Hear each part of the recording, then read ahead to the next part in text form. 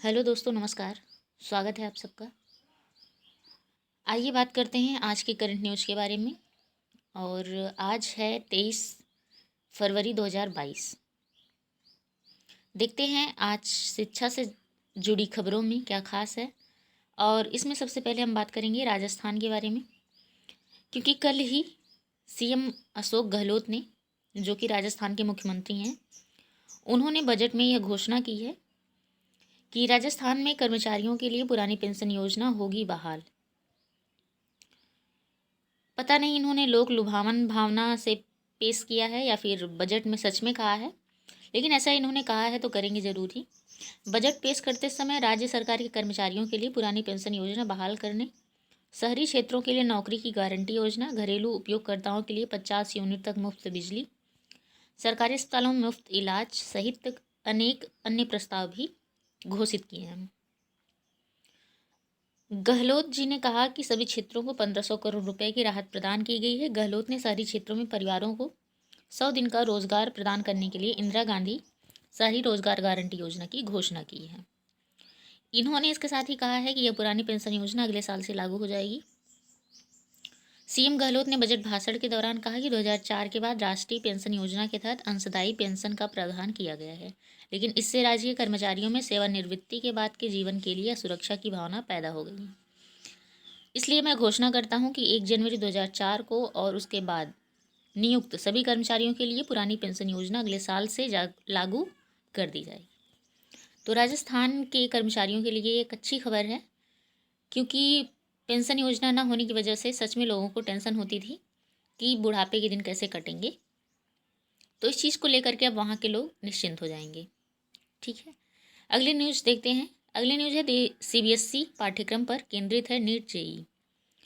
तो केंद्र सरकार ने संसदीय समिति के समक्ष कहा कि जेई और नीट जैसी प्रतियोगी परीक्षाएं सीबीएसई पाठ्यक्रम के अनुसार तैयार की जाती हैं और अन्य शिक्षा बोर्डों से संबद्धता के लिए भी अध्ययन कराया। मंत्रालय ने कहा कि सैनिक स्कूलों के नियमों के तहत इनमें समान सिलेबस जरूरी है। ठीक, राज्य उठाते रहे हैं सवाल। मेडिकल में प्रवेश के लिए नीट उत्तीर्ण होना अनिवार्य। जेई से इंजीनियरिंग में दाखिले होते हैं और ऐसे में राज्य अक्सर तर्क देते हैं कि उनके शिक्षा बोर्ड के बच्चे इन राष्ट्रीय परीक्षाओं में पिछड़ जाते हैं।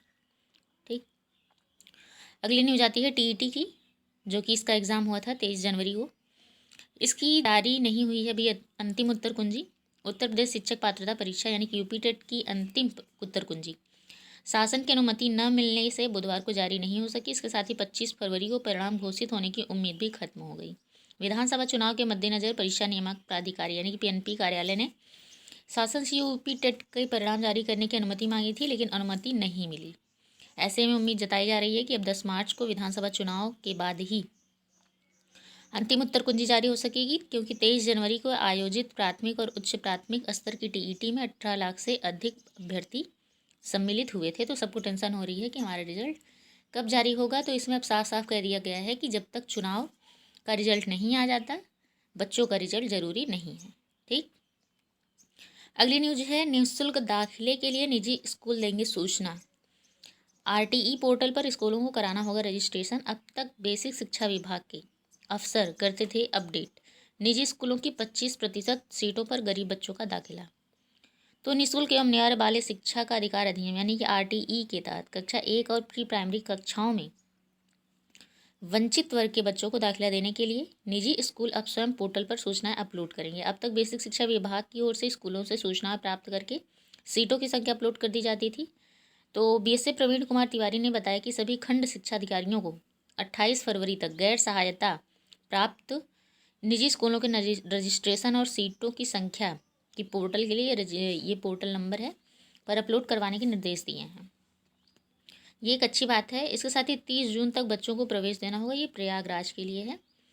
यहीं से सारी न्यूज़ निकल के आ रही है कि किस तरीके से वहाँ पर अपडेट करना होगा। ठीक, और ये यूपी टेट के परिणाम के बारे में ही है, क्योंकि समय पर उत्तरमाला और रिजल्ट जारी करने के लिए जो प्रस्ताव भेजा गया था उसे शासन ने अनुमति नहीं दी है, जिसकी वजह से अब इसके रिजल्ट में देरी हो सकती है, ऐसा कहा जा रहा है। ठीक, तो आप सभी बताइएगा आप सबको ये न्यूज़ कैसी लगती है। और आज के लिए बस इतना ही। आप सबको धन्यवाद।